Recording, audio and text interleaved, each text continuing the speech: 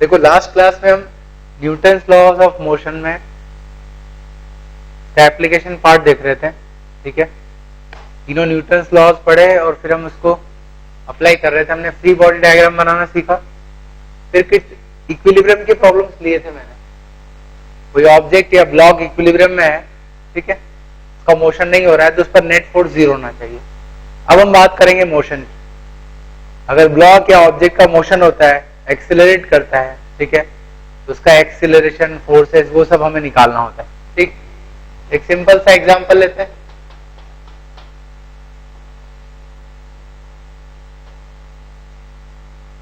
ये एक ब्लॉक है जो कि स्मूथ सरफेस पर रखा हुआ है,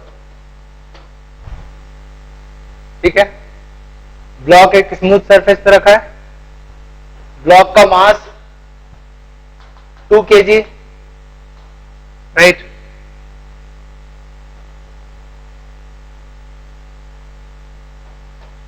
इस तरफ हमने फोर्स लगाया है 10 न्यूटन, ठीक है।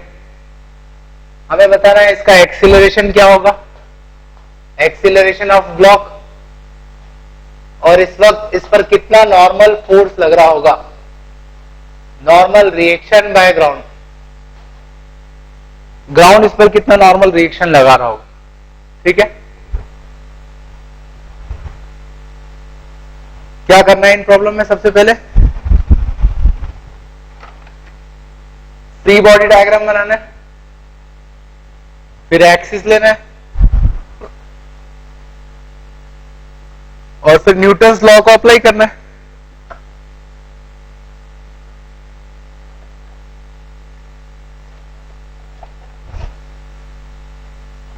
ठीक है ना। इसका फ्री बॉडी डायग्राम बनाओ पहले। कौन कौन से फोर्सेस लग रहे हैं उन फोर्सेस को डिपिक्ट करो, ठीक है। एक तो इसका weight, then normal force by the ground, ऊपर की तरफ लगेगा। इसके अलावा एक्सटर्नल फोर्स लग रहा है F, ठीक। ये 3 फोर्स लग रहे हैं। अब सबसे पहले आप एनालाइज करो, क्या इसका मोशन हो रहा है? मोशन होगा, और किस डायरेक्शन में होगा? जिस डायरेक्शन में ये फोर्स लग रहा है उसी डायरेक्शन में इसका मोशन होगा। अब समझना, जब भी आप एक्सिस लेते हो, एक्सिस लेते वक्त ध्यान रखना, एक एक्सिस मोशन के अलोंग लेना। जिस तरफ मोशन हो रहा है, एक्सीलरेशन हो रहा है, उस तरफ एक एक्सिस ले लो, राइट। तो मैं यहां 2 एक्सिस बना रहा हूं। इस डायरेक्शन में एक्स एक्सिस और इस डायरेक्शन में वाई एक्सिस, ठीक है। अब मोशन किस डायरेक्शन में हो रहा है? इसका मोशन हो रहा है एक्स डायरेक्शन में, वाई डायरेक्शन में कोई मोशन नहीं हो रहा है। तो मैं कह सकता हूं कि जो फोर्स है, नेट फोर्स, उसका वाई कंपोनेंट 0 है, ठीक है ना। एक्सीलरेशन नहीं है, इसका मतलब फोर्स 0 है। फोर्स 0 है तो हम कह सकते हैं N should be equal to mg।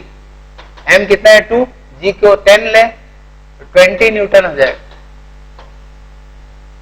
तो इस समय ग्राउंड इस पर 20 न्यूटन फोर्स लगा रहा है ऊपर की तरफ, जिसने उसके वेट को बैलेंस करके रखा है, ठीक है। तो जिस डायरेक्शन में कोई मोशन नहीं हो रहा है उस डायरेक्शन में नेट फोर्स 0 हो गया। देन x की बात करें तो डेफिनेटली x डायरेक्शन का जो कंपोनेंट है वो 0 नहीं है, क्योंकि इस तरफ मोशन हो रहा है और एक्सीलरेशन हो रहा है, राइट। तो मान लेते हैं इस डायरेक्शन में एक्सीलरेशन a है। By Newton second law of motion, और अ ब्लॉक जो फोर्स लग रहा है that is equal to mass into acceleration, तो F इक्वल टू m है, ठीक है ना। फोर्स लग रहा है F is equal to mass into acceleration, तो एक्सीलरेशन n/2 5 मीटर पर सेकेंड स्क्वायर। तो ब्लॉक इस तरफ एक्सेलरेट करेगा और नॉर्मल फोर्स उसके वेट के बराबर होगा। देखो इसमें कंपोनेंट लेने की जरूरत नहीं पड़ी, क्योंकि जो भी फोर्सेस लग रहे हैं वो तो या तो एक्स डायरेक्शन में थे या वाई डायरेक्शन में। बट जब कोई फोर्स किसी थर्ड डायरेक्शन में होता है तो उस केस में कंपोनेंट लेना होता है, ठीक है। तो नेक्स्ट एग्जांपल लेते हैं, same problem. Block of mass 2 kg, ठीक है। फोर्स लगा रहे हैं इस पर, हम फोर्स लगाकर खींच रहे हैं इसको, ठीक है। इसको खींच हॉरिजन से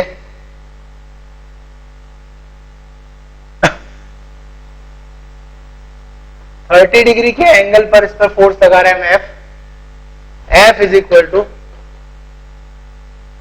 10 न्यूटन, ठीक। तो आपको बताना है किस तरफ मोशन होगा इसका, एक्सीलरेशन बताना है, और दूसरा normal force applied by ground, ठीक। सरफेस को स्मूथ लेना है, find out acceleration and normal force. सबसे पहले इसका फ्री बॉडी डायग्राम बनाओ, ठीक है। इस पर कौन कौन से फोर्सेस लग रहे हैं बताओ।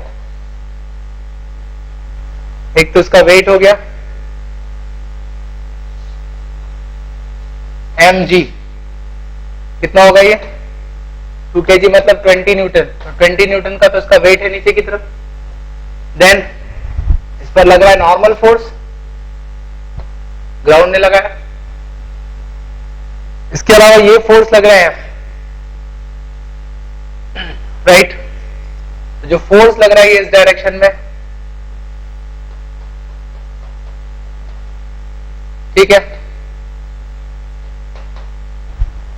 अब समझना, इसके कई केसेस हो सकते हैं। पहला, अगर फोर्स ज्यादा नहीं है तो ये ब्लॉक ग्राउंड पर स्लाइड करेगा, ऐसे हॉरिजॉन्टल डायरेक्शन में स्लाइड करेगा। और अगर बहुत ज्यादा फोर्स हुआ तो उस केस में फिर ये ब्लॉक ऊपर उठ जाएगा ग्राउंड से और हवा में जाने लगेगा, ठीक। इन एनी केस दो डायरेक्शन हो रही है मोशन की, एक हॉरिजॉन्टल डायरेक्शन और एक वर्टिकल। तो आप एक्सिस बना लो, एक हॉरिजॉन्टल हो गया एक्सिस एक्स और एक हो गया वर्टिकल दैट इज वाई, ठीक है। तो ये दोनों तो जो है वाई डायरेक्शन में, ये थर्ड डायरेक्शन में, इसलिए इसके कंपोनेंट लेना होगा, ठीक है। किस तरफ कॉस किस तरफ साइन होगा बोलो, ये एफ है, एक कंपोनेंट इधर और एक ऊपर, तो जिससे एंगल थीटा बन रहा है उस तरफ कॉस और इधर साइन, राइट।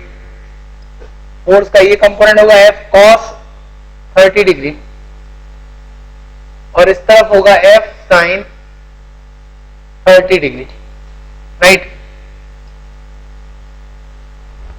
कंपोनेंट्स ले लिए हमने, ठीक है। अब इनकी वैल्यू निकालो। फोर्स कितना दिया आपको 10 न्यूटन, तो एफ कॉस 30 मतलब कितना हुआ, कॉस 30 √3/2, तो 5√3 न्यूटन इधर फोर्स लग रहा है, और ऊपर एफ साइन 30 मतलब half, that means 5 Newton force इधर लग रहा है, ठीक है। अब समझो इस बात को, जो ब्लॉक है उसका वेट 20 न्यूटन इसको नीचे खींच रहा है, और ये जो बाहर से आप फोर्स लगा रहे हो, इस फोर्स का एक कंपोनेंट ऊपर लग रहा है दैट इज 5 न्यूटन। तो कौन ज्यादा है, 20 न्यूटन या 5 न्यूटन? तो डेफिनेटली 20 न्यूटन ज्यादा है। 20 न्यूटन ज्यादा है, इसका क्या मतलब हुआ कि ये ब्लॉक ग्राउंड से नहीं उठेगा, क्योंकि इस पर जो फोर्स लगा रहे हो आप ऊपर, वो फोर्स इसके वेट से ज्यादा नहीं है, इसलिए ये ब्लॉक ऊपर नहीं उठना है, ठीक है। ब्लॉक ग्राउंड के साथ ही रहेगा, और अगर ग्राउंड के साथ कांटेक्ट बना रहता है तो नॉर्मल फोर्स भी लगेगा। सबसे पहली बात क्लियर हो गई कि इस पर्टिकुलर केस में इसका मोशन वर्टिकल डायरेक्शन में नहीं होगा, ठीक है। और वर्टिकल डायरेक्शन में नहीं होगा that means y component is 0, force का y कंपोनेंट 0 होगा। तो ऊपर फोर्स लग रहा है normal plus 5 newton is equal to इसका वेट 20 न्यूटन, जो नॉर्मल है दैट इज 15 न्यूटन। 15 न्यूटन का नॉर्मल फोर्स इस वक्त लग रहा है। देन तो डेफिनेटली इस तरफ मोशन नहीं होगा, बट इस तरफ तो एक अनबैलेंस्ड फोर्स लग रहा है, उसको कोई बैलेंस करने वाला नहीं है, दैट मीन्स इसका एक्सीलरेशन इस डायरेक्शन में होगा, तो ग्राउंड के साथ ही चलेगा ये इस डायरेक्शन में, ठीक है।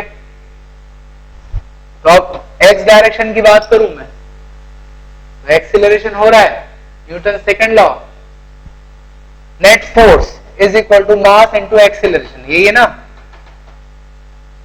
नेट फोर्स इस तरफ कितना लग रहा है, हमने F cos 30 की वैल्यू निकाली 5√3 newton is equal to mass into acceleration, तो 5√3/2 मीटर पर सेकंड स्क्वायर एक्सीलरेशन, ठीक है। अब अगर आप पिछले प्रॉब्लम को और इसको कंपेयर करो तो आप देखोगे पिछले प्रॉब्लम में नॉर्मल रिएक्शन जो थी ग्राउंड की वो कितनी आ रही थी, 20 न्यूटन, जो कि उसके वेट के बराबर थी, और अभी कितनी आ रही, 15 न्यूटन। तो ऐसा क्यों हुआ, क्योंकि जो आप फोर्स लगा के उसको खींच रहे हो, फोर्स ऐसा है तो उसका एक कंपोनेंट ब्लॉक को ऊपर लिफ्ट कर रहा है, जिस कारण से उसका प्रेशर जो है ग्राउंड पर वो कम हो गया। वो कम प्रेशर लगाएगा ग्राउंड पे तो नॉर्मल रिएक्शन भी कम हो जाएगी, ठीक है। अब इसी प्रॉब्लम में आगे पूछा जा सकता है कि इस ब्लॉक पर कितना फोर्स लगाना चाहिए। सेम प्रॉब्लम है, जो F है उसकी वैल्यू 10 न्यूटन नहीं है, मैं पूछ रहा हूं F की वैल्यू क्या होनी चाहिए सो दैट ये ब्लॉक ग्राउंड को छोड़ के हवा में जाने लगे, ठीक है। तो F की क्या वैल्यू होनी चाहिए, what should be value of force F so that block moves away from ground, ठीक है, it leaves the ground and moves in air, ठीक है। ग्राउंड को छोड़ के एयर में मोशन करने लगे, कितना फोर्स लगाना होगा हमें सो दैट ये ऐसा हो सके। उसी एंगल पर लगा रहे हैं हम 30 डिग्री पे, तो इस केस में तो ये लिफ्ट नहीं करेगा, बट कितना फोर्स इस पर लगना चाहिए सो दैट ये लिफ्ट करे। इसी एंगल पर हम फोर्स लगा रहे हैं 30 डिग्री।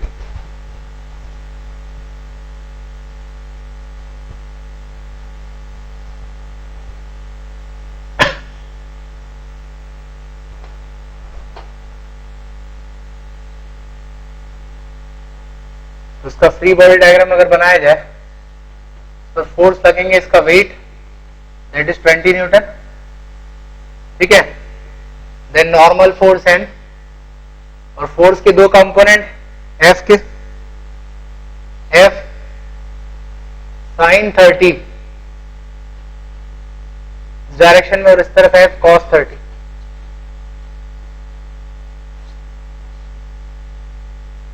समझना, if block leaves the ground, ground को अगर छोड़ देता है तो सीधी सी बात है कांटेक्ट नहीं होगा, और कांटेक्ट नहीं होगा तो नॉर्मल फोर्स 0 होगा, ठीक है। There is no contact then normal force 0, ठीक है। तो नॉर्मल 0 हो गया, और नॉर्मल 0 हो गया, ब्लॉक किस डायरेक्शन में जाएगा, अगर डेफिनेटली हमने फोर्स ज्यादा बढ़ा दिया तो इस केस में ऊपर की तरफ जाएगा, राइट। तो ब्लॉक ऊपर की तरफ जाएगा और साथ में इस अनबैलेंस फोर्स के कारण इस डायरेक्शन में भी जाएगा। दैट मीन्स जो ब्लॉक है उसके दो एक्सीलरेशन होंगे। इस डायरेक्शन को मैं AX कह रहा हूं, AX मतलब X कंपोनेंट एक्सीलरेशन का इस तरफ भी जाएगा वो, और साथ में ऊपर जाएगा तो उसको मैं Y कंपोनेंट कह रहा हूं, ठीक। अब n तो 0 हो गया, तो ऊपर एक्सीलरेट कर रहा है, ये ऊपर की तरफ, ध्यान रखना।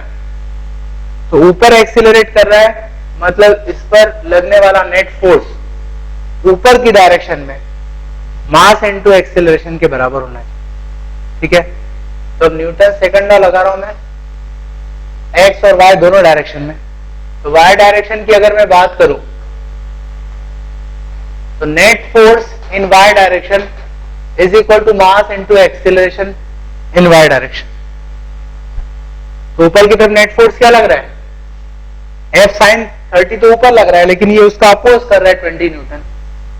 तो रिजल्टेंट फोर्स होगा F sin 30 माइनस 20, ठीक है। मान लो ऊपर 50 न्यूटन लग रहा है और नीचे 20 लग रहा है, तो रिजल्टेंट ऊपर लगेगा 30 न्यूटन। तो net force is equal to mass into acceleration, ठीक है ना। इससे एक्सेलरेशन निकाल सकते हैं y डायरेक्शन का, और ऐसे x डायरेक्शन में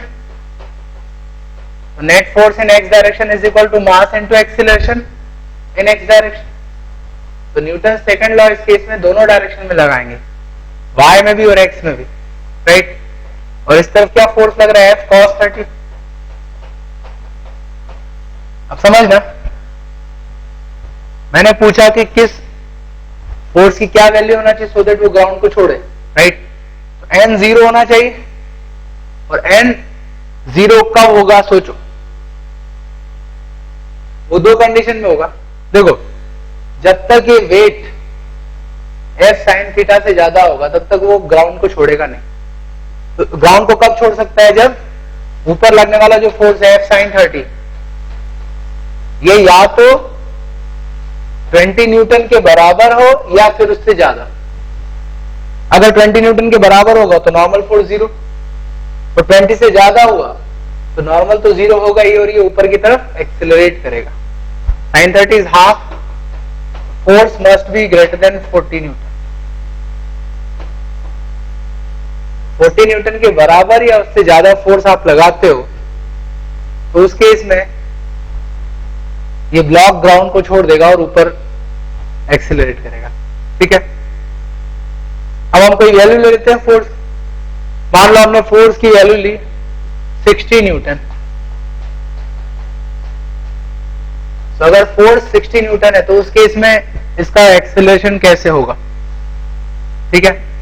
तो ये 60 हुआ, F की वैल्यू 60 रखो, तो y डायरेक्शन का जो एक्सेलरेशन है वो मिल जाएगा 5 मीटर पर सेकेंड स्क्वायर, और x डायरेक्शन में इसको रखो 60, राइट। तो ये हो जाएगा 30√3, ax 15√3 मीटर पर सेकेंड स्क्वायर, ठीक है।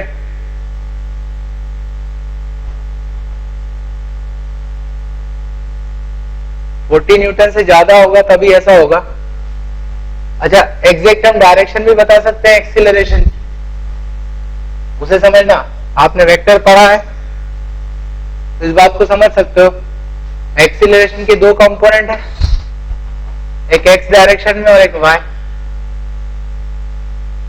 वाई डायरेक्शन का कंपोनेंट है 5 मीटर पर सेकेंड स्क्वायर, तो ये मैंने बना दिया वाई डायरेक्शन का एक्सीलरेशन ax, ठीक है, सॉरी ay।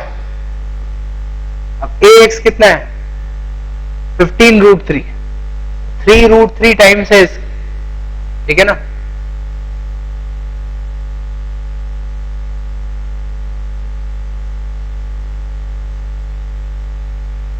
(3√3 टाइम्स)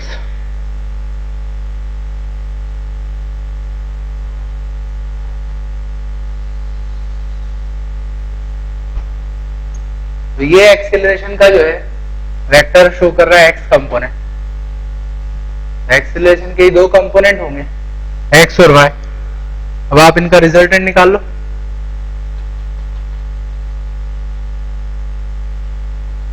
ठीक है,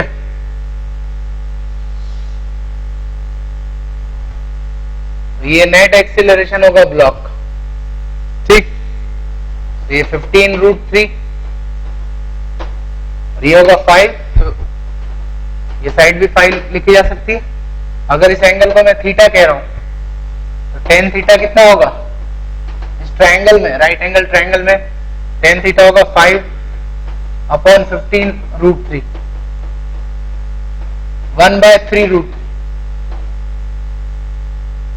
तो जब मतलब किस एक्सीलरेशन से और किस डायरेक्शन में जा रहा है, तो डायरेक्शन जो होगी वो हॉरिजॉन्टल से थीटा एंगल बनाएगा, जहां पे tan थीटा की वैल्यू 1/3√3 है। थीटा को हम इस तरह से शो करते हैं, आप मैथमेटिक्स में इस चीज को पढ़ोगे। अगर tan थीटा की वैल्यू ये है तो थीटा को हम लिखते हैं tan इनवर्स, ठीक है ना।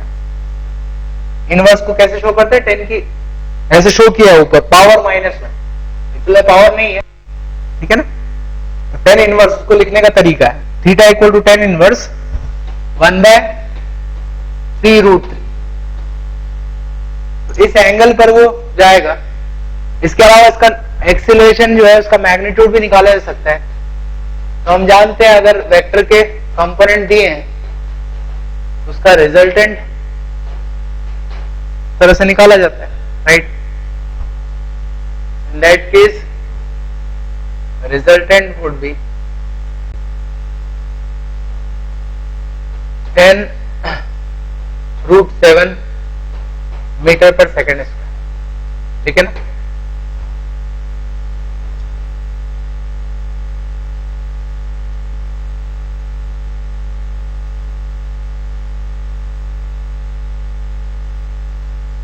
तो जो ब्लॉक है, ब्लॉक का नेट एक्सीलरेशन इस तरफ होगा। दैट मीन्स वो ग्राउंड को छोड़ देगा, ये ग्राउंड को छोड़ के वो सीधी इस डायरेक्शन में एक्सीलरेट करेगा, इस तरफ आगे बढ़ेगा ऐसे, ठीक है ना। ये मत सोचना कि वो ऊपर जा रहा है, क्योंकि ऊपर भी जा रहा है और साथ में आगे भी जा रहा है, तो आगे का एक्सीलरेशन ज्यादा है, इसलिए नेट जो उसका मोशन होगा वो इस डायरेक्शन में होगा, ठीक है।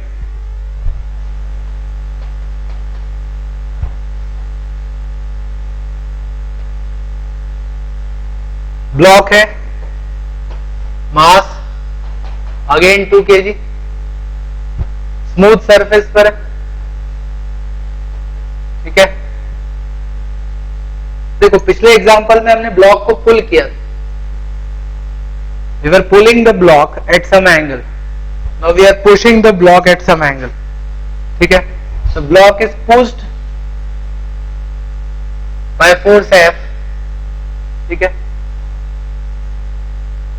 और जो फोर्स है वो हॉरिजन से 30 डिग्री एंगल बना रहा है, ठीक है ना। एंड से F is equal to 20 newton. यहां भी आपको नॉर्मल फोर्स और एक्सीलरेशन दोनों बताना है। Find out normal force and acceleration. Free body diagram बनाओ। तो वेट 20 न्यूटन, नॉर्मल ऊपर,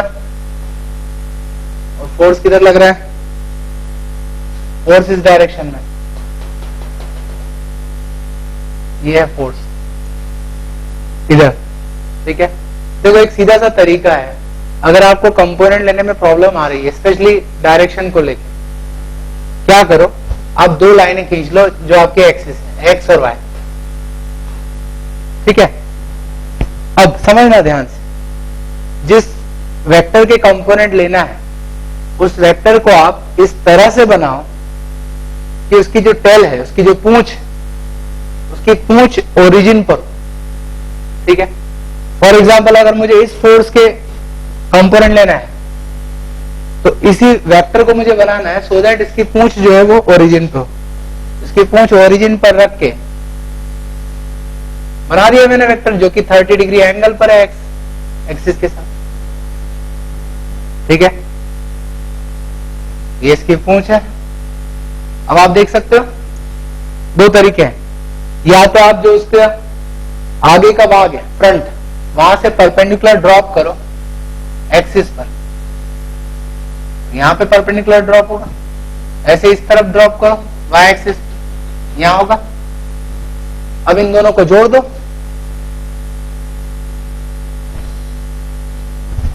याद रखना कंपोनेंट्स के बीच में हमेशा फोर्स होता है, तो ये कंपोनेंट्स है उनके बीच में फोर्स, ठीक है।